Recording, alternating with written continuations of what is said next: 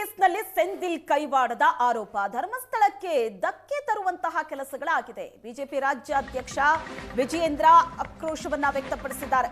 ಧರ್ಮಸ್ಥಳದ ವಿಚಾರದಲ್ಲಿ ಯಾಕೆ ಕ್ರಮ ತೆಗೆದುಕೊಳ್ತಾ ಇಲ್ಲ, ಧಾರ್ಮಿಕ ಸ್ಥಳಗಳಿಗೆ ಧಕ್ಕೆ ಬಂದಾಗ ಯಾಕೆ ಕ್ರಮ ಇಲ್ಲ, ಸರ್ಕಾರದ ವಿರುದ್ಧ ಬಿಜೆಪಿ ರಾಜ್ಯಾಧ್ಯಕ್ಷ ವಿಜಯೇಂದ್ರ ಗುಡುಗಿದ್ದಾರೆ. ಧರ್ಮಸ್ಥಳ ಕೇಸ್ನಲ್ಲಿ ಸೆಂಥಿಲ್ ಕೈವಾಡದ ಆರೋಪ ವಿಜಯೇಂದ್ರ ಅವರು ಆಕ್ರೋಶವನ್ನ ವ್ಯಕ್ತಪಡಿಸಿದ್ದಾರೆ. ಯಾಕೆ ಕ್ರಮ ತೆಗೆದುಕೊಳ್ತಾ ಇಲ್ಲ ಧರ್ಮಸ್ಥಳದ ವಿಚಾರದಲ್ಲಿ ಅಂತ ಗಳಲ್ಲೂ ಕೂಡ ಬಂದಿದೆ. ಮೊನ್ನೆ ನಾನು ಧರ್ಮಸ್ಥಳ ಹೋದಾಗ ಅಲ್ಲಿ ಸಾಮಾನ್ಯ ಜನರು ಕೂಡ ಈ ವಿಚಾರವನ್ನು ಪ್ರಸ್ತಾಪ ಮಾಡ್ತಾ ಇದ್ದಾರೆ.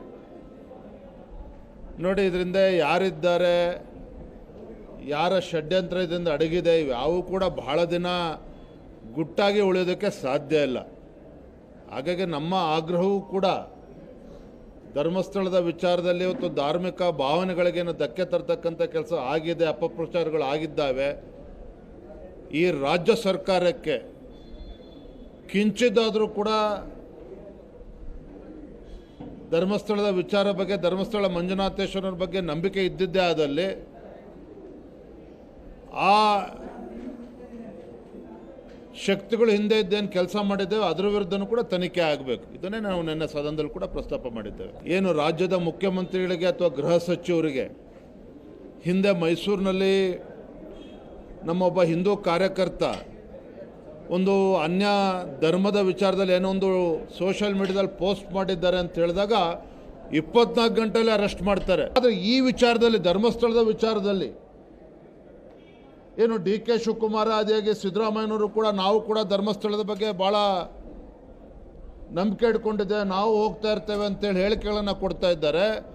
ಧರ್ಮಸ್ಥಳದ ವಿಚಾರದಲ್ಲಿ ಅಪಪ್ರಚಾರ ನಡಿಬೇಕಾದ್ರೆ ಯಾಕೆ ಅದನ್ನು ಕಟ್ಟಾಗ್ತಕ್ಕಂಥ ಕೆಲಸ ಮಾಡಲಿಲ್ಲ? ಅಪಪ್ರಚಾರವನ್ನು ಯಾವ ವ್ಯಕ್ತಿಗಳು, ಯಾವ ಸಂಘಟನೆಗಳು ಅಪಪ್ರಚಾರ ಮಾಡ್ತಾ ಇದ್ದು ಆ ಸಂಘಟನೆ ವಿರುದ್ಧ ಇವತ್ತಿಗೂ ಕೂಡ ಯಾಕೆ FIR ದರ್ಜ್ ಆಗಲಿಲ್ಲ?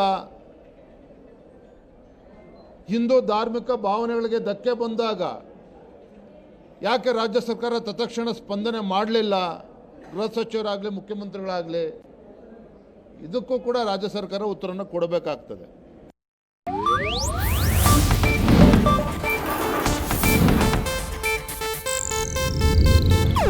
ಇದು ಏಷ್ಯಾನೆಟ್ ನ್ಯೂಸ್ ನೆಟ್ವರ್ಕ್ ಪ್ರಸ್ತುತಿ.